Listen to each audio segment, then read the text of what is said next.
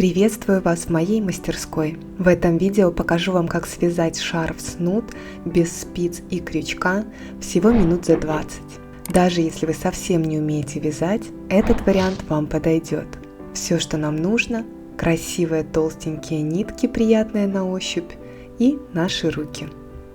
Первым делом отмеряю хвост из ниток для набирания петель.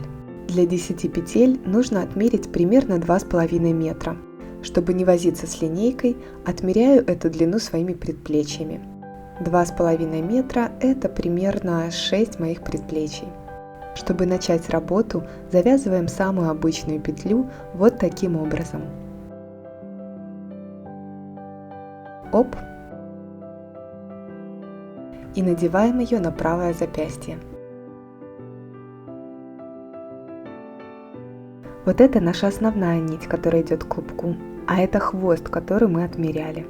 Основная нить на большом пальце. Набираем петли. Повторяйте за мной движение. Стараюсь делать все медленно и понятно.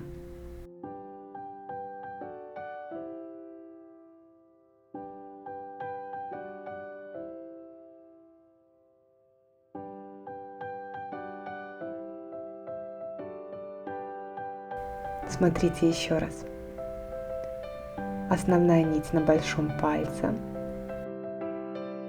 Пролазим в петельку, захватываем хвост, вытягиваем петлю и надеваем ее на запястье. Еще разок.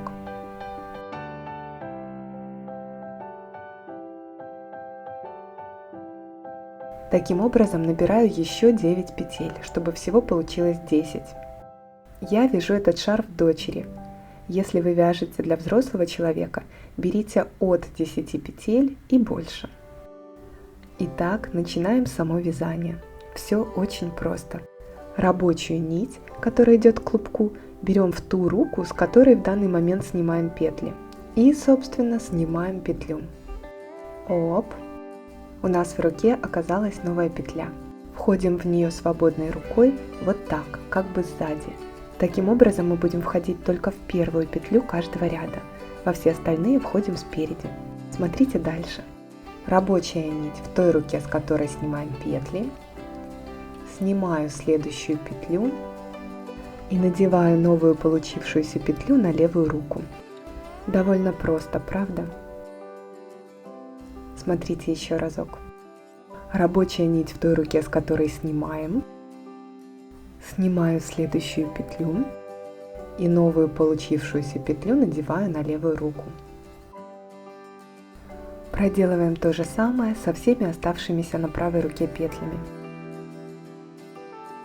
Вот, собственно, и все, что мы будем делать, чтобы связать шарф. Сейчас довяжу первый ряд и покажу, как вязать в обратную сторону. Там, в принципе, все то же самое. Просто хочу быть уверена, что у вас не возникнет сложностей при повороте. И мне еще разок нужно будет вам напомнить, что в первую петлю каждого ряда входим как бы сзади. Вот такой получился первый ряд. Продолжаем вязание. Как вы помните, рабочая нить в той руке, с которой мы сейчас снимаем петли. Первую петлю входим как бы сзади. Это не очень строгое правило, но так край шарфа будет выглядеть более аккуратно. Рабочая нить в той руке, с которой снимаем, в данный момент левая, получившуюся новую петлю надеваем на правую руку. Продолжаем в том же духе до конца ряда.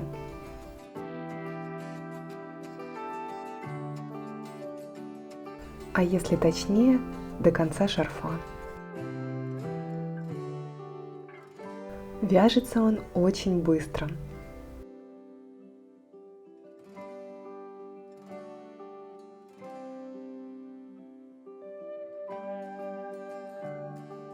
Посмотрите, какая получается красота.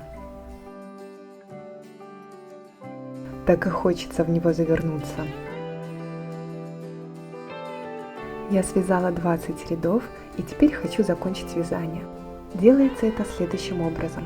Первые 2 петли провязываем как обычно. Раз и 2.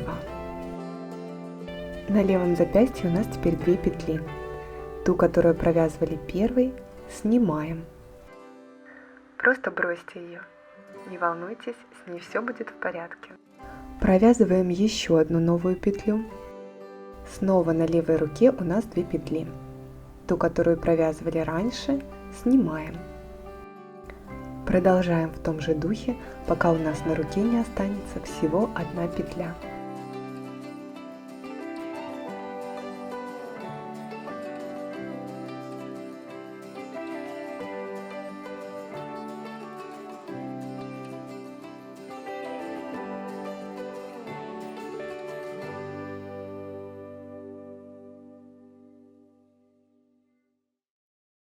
Вот она, наша последняя петля.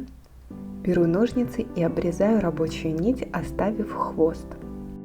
Протягиваю нитку в последнюю петлю и закрепляю. Получилось вот так. Это изнанка, а это лицевая сторона. Теперь покажу, как сделать из этого шарфа шарф-снуд. Приложите противоположные края шарфа друг к другу. Теперь возьмите оставленный хвостик и продевайте его в крайние петли то с одной, то с другой стороны.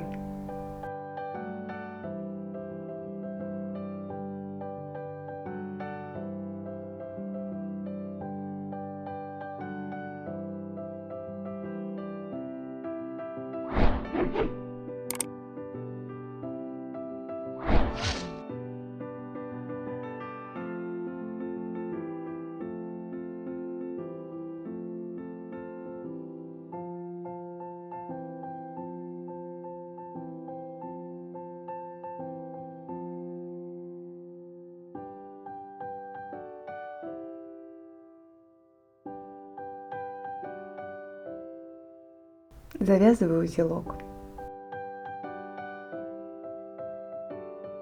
У меня тут от хвостика осталась вторая ниточка, прячу ее внутрь шарфа. Таким образом наш шарф замкнулся в кольцо. И получился классный, мягкий и красивый снуд. Выворачиваю его на лицевую сторону. Все готово. Надеюсь, вам понравится его вязать так же, как понравилось мне. Подписывайтесь на мой канал и смотрите другие мои очень интересные видео.